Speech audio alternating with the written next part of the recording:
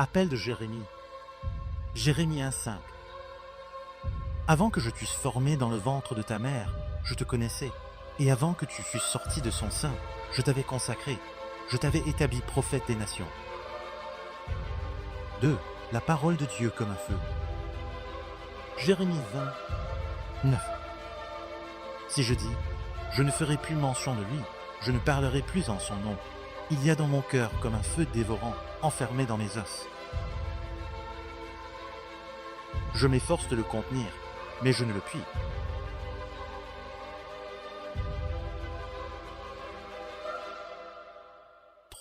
La nouvelle alliance. Jérémie 31. Mais voici l'alliance que je ferai avec la maison d'Israël après ces jours-là, dit l'Éternel. Je mettrai ma loi au-dedans d'eux, je l'écrirai dans leur cœur, et je serai leur Dieu, et ils seront mon peuple. Celui-ci n'enseignera plus son prochain, ni celui-là son frère, en disant « Connaissez l'Éternel ». Car tous me connaîtront, depuis le plus petit jusqu'au plus grand, dit l'Éternel, car je pardonnerai leur iniquité, et je ne me souviendrai plus de leurs péchés. 4. L'Éternel, source de vie. Jérémie 17. Béni soit l'homme qui se confie dans l'Éternel, et dont l'Éternel est l'espérance. Il est comme un arbre planté près des eaux, et qui étend ses racines vers le courant, il n'aperçoit point la chaleur quand elle vient, et son feuillage reste vert que dans l'année de la sécheresse.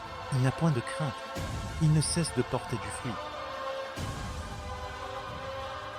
5. Le potier et l'argile. Jérémie 18. Ne puis-je pas agir envers vous comme ce potier, maison d'Israël? Dit l'Éternel. Voici, comme l'argile est dans la main du potier, ainsi vous êtes dans ma main, maison d'Israël. 6. La miséricorde de Dieu. Jérémie 3. Revenez, enfants rebelles, je pardonnerai vos infidélités. Nous voici, nous allons à toi, car tu es l'Éternel, notre Dieu. 7. Le jugement des faux prophètes. Jérémie 23. Ainsi parle l'Éternel des armées. N'écoutez pas les paroles des prophètes qui vous prophétisent, ils vous séduisent, ils disent des visions de leur cœur, et non ce qui vient de la bouche de l'Éternel. 8.